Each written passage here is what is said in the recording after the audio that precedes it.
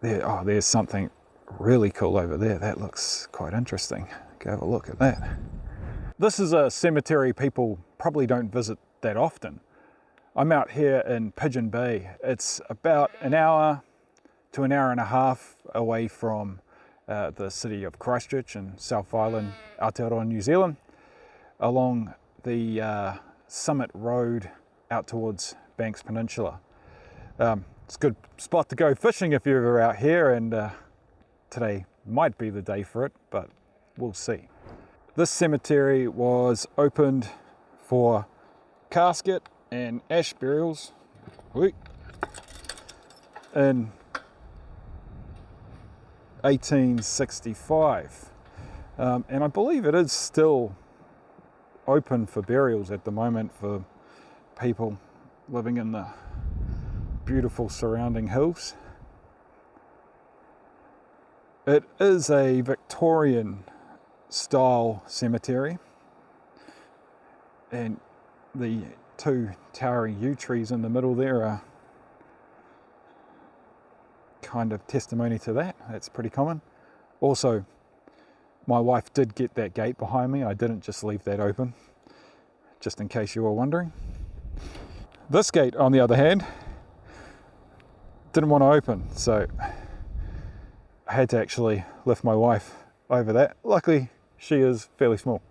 Anyway, so the cemetery here, the plans of it, at the very least, showed that it was laid out and intended to be separated by denomination. And that's something that's very, very common with your sort of early garden cemeteries here in Akaroa. But that wasn't something that they seem to have followed. So there isn't a clear separation by denomination, which is actually probably testimony to the point that this was being, or the time that this was being made in 1865, where your public cemeteries were becoming the common place to be buried, and denominational lines were widely beginning to not be observed. So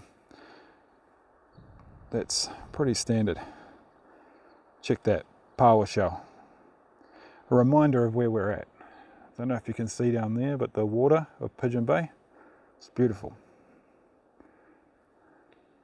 But yeah, it looks like some of the ones up here are a little more recent, and as always, I tend to stay away from those and focus on the historical monuments.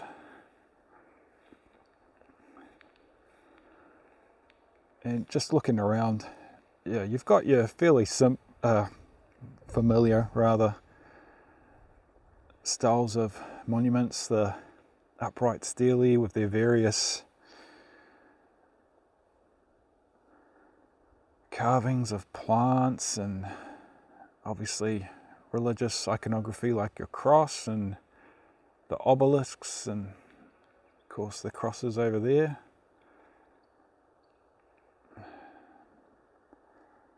And that familiar thing you'll see in New Zealand cemeteries is the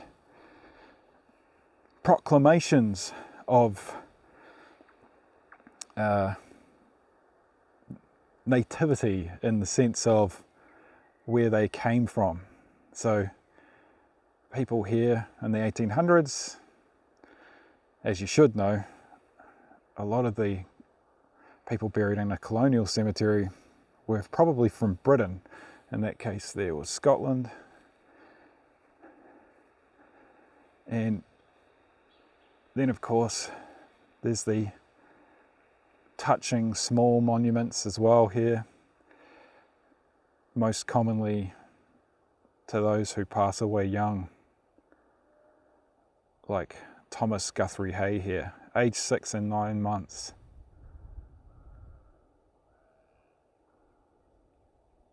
And one thing you also see, if you look at the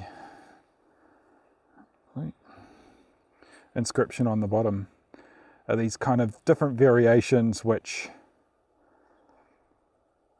essentially you could reduce to an explanation of why their child has been taken from them. And in this case it says, and because it is the will of God. And often that is just a kind of expression from people that highlights that this is how they come to terms and deal with the death of their loved ones, in particular children. It's certainly got to be a difficult one. But looking through here too, there's obviously some newer memorials, and there's something really cool over there. That looks quite interesting. Go have a look at that. But some of these newer ones as well, that I've said in my other videos, if you go check them out, seems to be a real, I guess you could say, developing kind of style for monuments here. As these sort of jagged stones that, you know, they're rougher, they're taken from the landscape. I love it. I don't know what you think. What do you reckon? Do you like that style, or do you like the more traditional monument style? Let me know in the comments. But look at this. I saw this. This is actually quite a bit newer, but that's stunning. Looks like you got a mixture of like river stones, and including perhaps a bit of greenstone in there.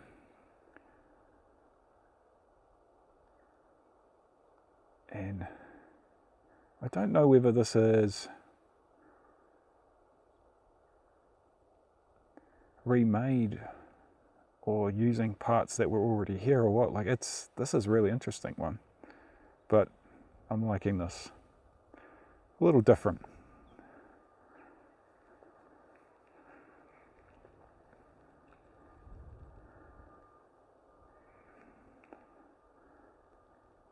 Someone's even left a pendant on this one, if you look up the top.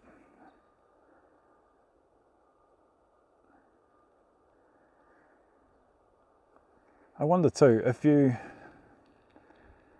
have the option to leave some kind of grave goods, what would you leave? And I wonder also, would you leave them on the graves of people that you hadn't met?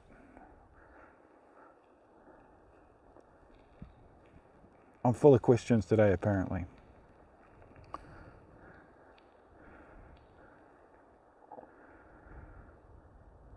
Well, this is really, it's quite a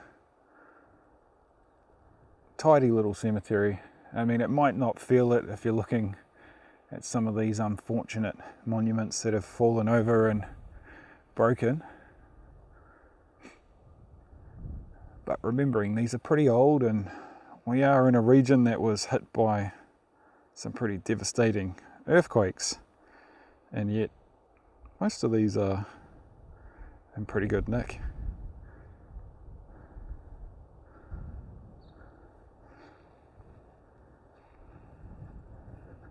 Cool.